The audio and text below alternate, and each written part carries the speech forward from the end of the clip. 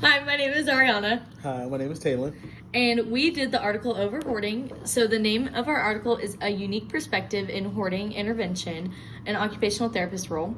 The author's name is Arminta Alcorn, and the month this was published was September 2025 in the 9th issue. Perfect. The article helped us see the lack of occupational therapy services when helping individuals suffering with hoarding disorders. It shows ways we can center our plan of care to our patients who are suffering with these hoarding disorders. It gives the client an opportunity to drive their own care and make the individualized plan to help them accomplish these hoarding disorders. Analyzing their participation in health management, work, and social engagement can show us areas we can improve our growth and strength with their hoarding disorders. So, this leads us straight into the frame of reference used, which is the PEOPM model. It's the person, environment, occupation, and performance, and how it all intertwines with each other. So, this can help us with understanding how a person who is suffering with hoarding disorder and its effects on the person in their occupations. So the PEOPM model, again, is the person, environment, occupation, performance model.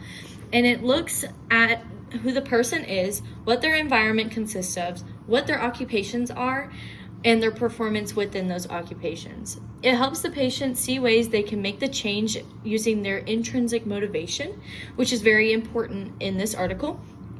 And the PEOPM model helps us see what is affecting our occupations, whether it is the environment or the performance. So what is taking over most of our time and what we need to do to improve. Do we need to step back on things?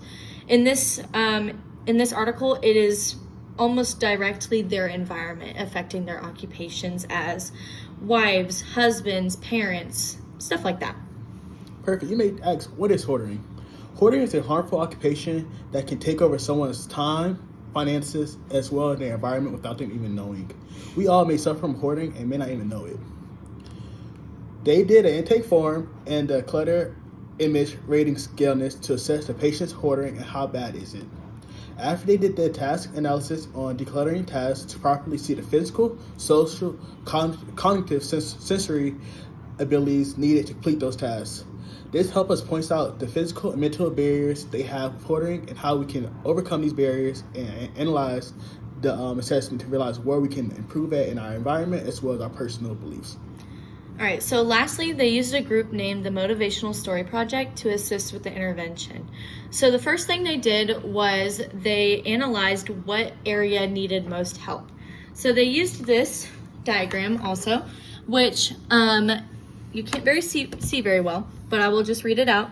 So it starts with the location and how important it is to them, the area of that location. So like, say for me, I would say an apartment. An area that needs most help, maybe the living room. And then people who are affected within your environment. So like your children, your spouse, all those things. And then your collectibles within those things. So it could be papers, business cards, clothes, toys, mail, stuff like that. How are you feeling with decluttering this area?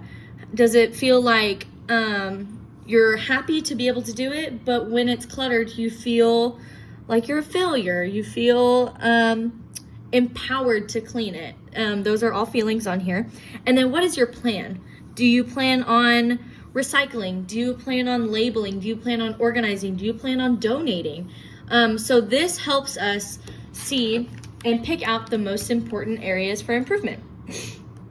So after that, they do 16 weekly sessions that started as in-person, but it turned hybrid because of COVID. This was mainly done in COVID times. And they created a How I Did It booklet. So this booklet helps them track their progress in an area they have specified through the diagram I just showed.